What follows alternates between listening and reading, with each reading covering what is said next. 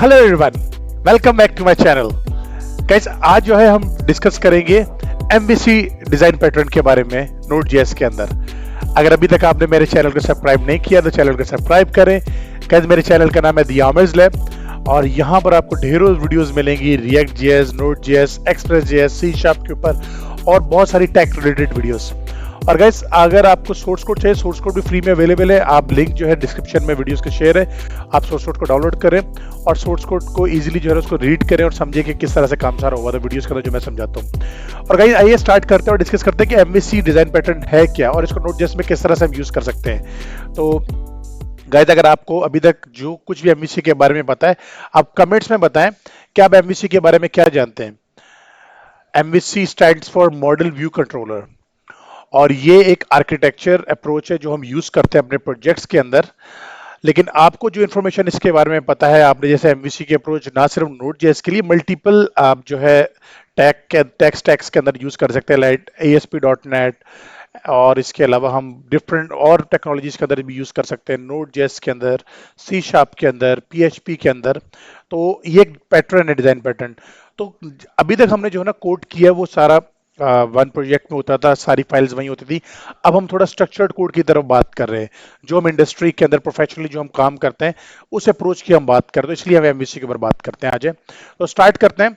MVC के it's a design pattern for software projects. ये एक ऐसा एक डिजाइन पैटर्न जो हम सॉफ्टवेयर के प्रोजेक्ट्स के अंदर इसको यूज करते हैं। और वो किस किस चीज के लिए होता है, लाइक कोड को मेंटेन करने के लिए, कोड को स्टेबल रखने के लिए, कोड को मैनेजेबल वे में रखने के लिए। इसलिए हम डिजाइन पैटर्न को यूज करते हैं एमवीसी के। और it is use by majorly बहुत सारे टेक्स्ट रिलेटेड डेवलपर्स यूज करते हैं, like Node JS, C sharp, PHP, Ruby और अदर्स भी बहुत सारे इसको यूज करते हैं। और एमवीसी पैटर्न जो है ये बेसिकली क्या करता है, एप्लीकेशन को डिवाइड करता है तीन इंटरकनेक्टेड पार्ट्स के अंदर, जिसमें मॉडल, व्यू और कंट्रोलर है। और इसका जो सबसे बड़ा बेनिफिट है वो ये है कि ये हमें हेल्प करता है एफिशिएंट कोड के लिए, रीयूजेबिलिटी के लिए, क्योंकि हमने चीज़ों को ब्रेक कर दिया, और पैरेलल डेवलपमेंट के लिए। लाइक अगर मैं यूआई डेवलपर हूं तो मैं व्यूज पे काम कर रहा हूँ, अगर कोई बैकएंड डेवलपर है तो मॉडल्स क्रिएट कर रहा होगा या कंट्रोलर्स पे काम कर रहा होगा, किस तरह से इंटरेक्ट करना है डेटा के साथ। तो ये एक स्ट्रक्चर है, आप देख सकते हैं। एक स्टूडेंट एपीआई में प्रोजेक्ट शेयर किया हुआ है ये नोड.जेएस का। तो यहाँ पे देख कंट्रोलर, मॉडल और राउट्स है, और यहाँ पे व्यू का फोल्डर भी आ जाता है हमारे पास। तो अब हम देखते हैं कि मॉडल का काम क्या होता है। मॉडल काम है ये डेटा के पार्ट को देखता है। लाइक इसको मैं डिटेल में आपको बताता हूँ अभी के, लाइक डेटा को मॉडल्स क्रिएट करना, लाइक आप क्लासेस क्रिएट करते हैं सी शार्प के अंदर, या आप डिफरेंट प्रोग्रामिंग लैंग्वेज में आप ऑब्जेक्ट्स क्रिएट करते हैं, तो मॉडल का वो पार्ट करता है, बिजनेस लॉजिक लिखना।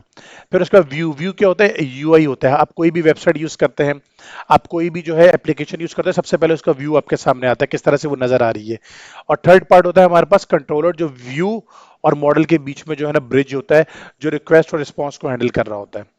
और ये देख सकते हैं आप एक इस पिक्चर के अंदर कि व्यू क्या कर रहा है, रेंडर करता है। जो भी कंट्रोलर उसको डेटा पास करता है, मैनिपुलेशन के बाद उसको रेंडर करता है।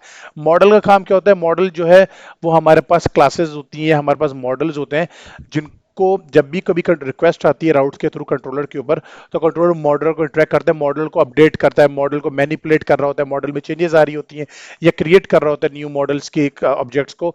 तो या फिर उसके अलावा मॉडल्स के आप हम मॉडल्स को जो है वो यूज करते हैं इंटरेक्शन के लिए डीबी के साथ।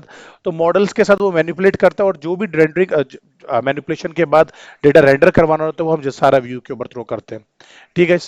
और मॉडल क्या होता है, अब हम तीनों पार्ट्स को ब्रेकडाउन करके डिटेल में पढ़ते हैं। मॉडल क्या है, मॉडल हमारे पास होता है, रिप्रेजेंट करता है हमारे पास डेटा और बिजनेस लॉजिक एप्लीकेशन की। हमारी एप्लीकेशन जितनी भी जो डेटा होते हैं, लाइक क्लासेस होगी, एम्प्लॉयज की, स्टूडेंट्स की, वर्कर्स की, या जो भी एक्सवाइजेड का मॉडल्स हमारे पास बनेंगे, जो ऑब्जेक्ट की तरह हम यूज करते हैं एप्लीकेशन के अंदर, वो हम मॉडल के फोल्डर में रखते हैं। उसके अलावा एप्लीकेशन की बिजनेस लॉजिक्स को भी हम मॉडल में रखते हैं। ये क्या करता है कि इनकैप्सुलेट करता है एप्लीकेशन के डेटा स्ट्रक्चर को, जिसमें हमारे पास एक्सेस मेथड्स आते हैं, वैलिडेशन रूल्स आते हैं। और इसके अलावा हमारे पास जो है, अगर हमने मॉडल ऐसे डिजाइन करना होता है कि वो मॉडल्स हम यूज करेंगे, लाइक डीबी के लिए भी also, like Mongo dB, SQL dB. अब ये मॉडल हम बना के हम इन मॉडल्स को यूज करते हैं, जैसे हम मोंगो के अंदर या नो एसक्यूएल के अंदर पूरा पूरा ऑब्जेक्ट स्टोर करवा देते हैं। तो इस तरह से इन मॉडल्स को ही हम यूज करेंगे इनसाइड अपडेट क्रेड ऑपरेशंस के लिए भी। ठीक है। तो ये एक बेसिक कोड है मॉडल का, आप देख सकते हैं यहाँ पर कि कौन स्टैक बनाया हमने, एम्प्टी मॉडल बनाया, देन उसके बाद उसको कंस्ट्रक्ट किया, उसको डिफाइन किया, उसके अंदर हमने मेथड्स कुछ रखे हैं, और अब कुछ फील्ड्स रखी हैं, कुछ कंस्ट्रक्टर पास किए हैं और उसको एक्सपोर्ट कर रहे हैं पूरा। व्यू क्या होता है? व्यू इसमें जो है ना वो हमारे पास जो भी हम यूआई प्रेजेंट करते हैं, जो भी हमारे पास डेटा आया, अब हमने व्यू यूआई पे शो करवाना है, तो यूआई क्या करता है? रिस्पॉन्सिबल है इंटरफेस के लिए। और हमारे पास क्या होता है, जब हम व्यू पे बात कर रहे होते हैं तो हम कुछ टेम्पलेटिंग इंजन जो हमने प्रीवियस वीडियोस के अंदर देखी है, दोनों प्रीवियस वीडियोस में हम एक ईजीएस हमने देखा, एक एचबीएस हमने देखा, ये टेम्पलेटिंग इंजन को हम यूज करते हैं ताकि जो भी हमारा डेटा, हमने डायनेमिक डेटा अगर एचटीएमएल पे रेंडर करना है तो हम इन टेम्पलेटिंग डेटा को यूज कर सकते हैं। तो ये व्यू का कुछ कोड है आपके सामने, बेसिक एचटीएमएल, और उसके अंदर हमने जो है कुछ टैग्स रखे हुए हैं और कुछ जो है एक्शन परफॉर्म किए हुए हैं कि क्लिक करने के बाद क्या एक्शन होगा। ठीक है, अब आते हैं कंट्रोलर्स के ऊपर। गाइस, व्यू का कॉन्सेप्ट समझ में आया और मॉडल का भी। कंट्रोलर क्या करते हैं? कंट्रोलर व्यू और मॉडल के बीच में ब्रिज होता है एक।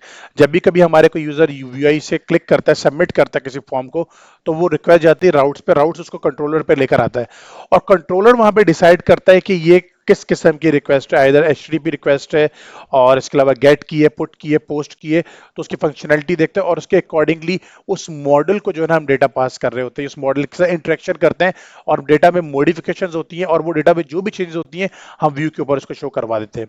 तो ये सारे जो ये मॉडल जो है ये सेपरेट करता है हमारे मॉडल्स और क्लासेस को, जो हम हैंडल राउट्स के थ्रू हैंडल करते हैं, जैसे मैंने आपको एक्सप्लेन किया प्रोसेस सारा। और ये कुछ बेसिक कोड है, हमारे मॉडल का रिक्वेस्ट आती है हमारे पास राउट से, मॉडल में मॉडल डिसाइड करता है कि किस तरफ इसको जो है ना प्रोसीड करना है। ठीक है, अभी हमारे पास देखिए कंक्लूजन में ये आप देख सकते हैं इस प्रोजेक्ट को, और यहाँ पर आप देख सकते हैं, मैं थोड़ा सा आपको जूम करके दिखाता हूँ कि हमारे पास जो है एपीआई है, एपीआई क्या करती है? कंटेन करती है राउट कंट्रोलर्स को और एपीआई की जितनी भी हमारी फाइल्स होती है, उसका कॉन्फ़िग फाइल्स हैं जो एनवायरनमेंट वेरिएबल और कॉन्फ़िगरेशंस हम एप्लीकेशन की रखते हैं, जिसमें हम कोड्स की सेटिंग्स रखते हैं और इसके अलावा हम कुछ यूजफुल वेरिएबल्स रखते हैं जो थ्रू आउट हमारे पास यूज होंगे। देन उसके बाद मॉडल्स पे आते हैं, मॉडल डेटाबेस के मॉडल, जिसमें मैंने आपकी बात की कि एसक्यूएल और मोंगोडीबी के लिए हम यूज करेंगे। देन उसके बाद हमारे पास सर्विसेज है, बिजनेस लॉजिक इसमें हम हैंडल करते हैं।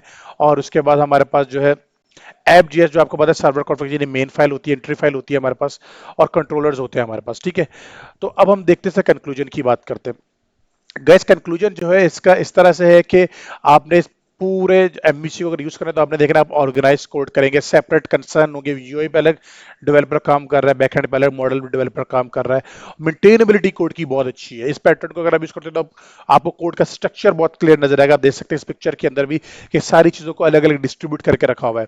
देन उसके बाद रीयूजेबिलिटी है, आपने एक व्यू बनाया, मे बी वो 10 जगह यूज रखेंगे, एक मॉडल बनाया, आप वो मल्टीपल टाइम यूज कर सकते हैं उस मॉडल को।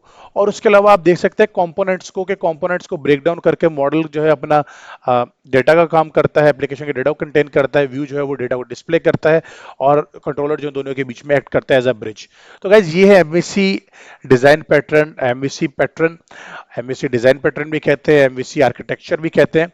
तो गाइज, इस चीज को अगर आप समझते हैं और इसकी वैल्यूज को अगर आप समझते हैं, तो जब भी आप प्रोजेक्ट्स बनाएंगे तो आपको ये चीज जहन में रखनी है कि ये बहुत हेल्पफुल है, बहुत ज्यादा हेल्पफुल है आपको जब आप कोड की मेंटेनेबिलिटी की बात करेंगे। तो मैं आपको नेक्स्ट वीडियो में एक बहुत बड़ा प्रोजेक्ट बना के दिखाने वाला हूं, जिसमें मैं एमवीसी के डिजाइन पैटर्न को यूज करूंगा और आपको ये वीडियो बहुत ज्यादा हेल्प होगी थ्रू आउट योर करियर। जब आप कभी इंटरव्यूज में देने जाएंगे तो ये एमवीसी की वीडियो आपको बहुत ज्यादा काम आने वाली है। आई होप कि आपको ये वीडियो समझ में आई होगी, और जो इससे पहले आपकी इन्फॉर्मेशन दी और अगर इन्फॉर्मेशन आपने कुछ नया सीखा है, आप कमेंट में जरूर बताएं। Thank you very much guys, और वेट करें आने वाले प्रोजेक्ट के लिए।